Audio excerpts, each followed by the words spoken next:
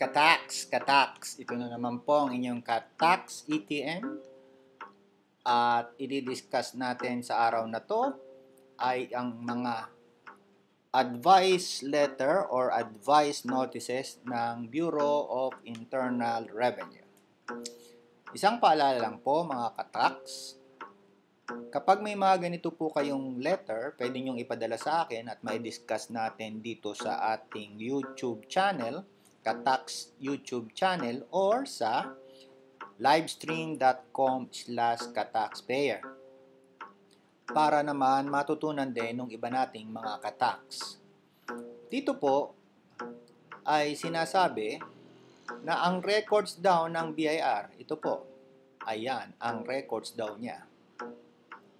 Ang records ng BIR, sandali lang po, at medyo nagkakaroon tayo ng technical difficulties. Okay. Ayan. Okay.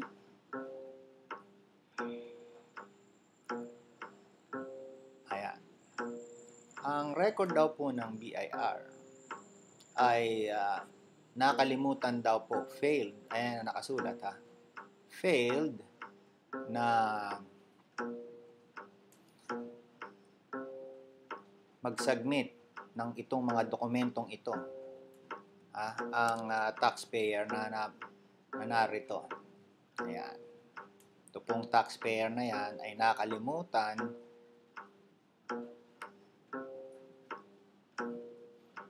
na mag-submit itong record na ito. At dahil hindi daw siya nag-submit, siya raw po ay nagkaroon ng kasalanan na ground, ayan, for filing of criminal offense under Section 255 of the Tax Code. Ano ba dapat gawin pag meron kang ganito? Una, hindi ho ito dapat ipagwalang bahala. Hindi ito sakit ng ipin na pag tinulog nyo sa gabi ay mawawala na po. Ano po?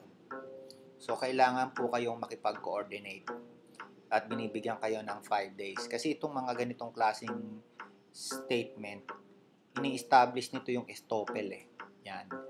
You are therefore requested to submit the above-mentioned return to this office within 5 days upon receipt hereof. So, kung akong gagawa nito, unang-una, gagawa ako ng letter na na-acknowledge ko na ito ay na-receive ko. At sasabihin ko sa letter na yon na isasubmit ko yung records provided na bigyan ako ng medyo mahabang panahon, at least mga 15 days pa from the 5 days here para i-locate itong dokumentong ito. So kung hindi ko naman siya makikita, sasabihin ko na willing naman akong mag-file nito provided na i-charge na lang nila ako ng compromise penalty para hindi ako makasuhan ng kriminal. Sa pagbabayad ko ng compromise penalty, hindi na po pwedeng i-impose itong criminal offense na sinasabi rito.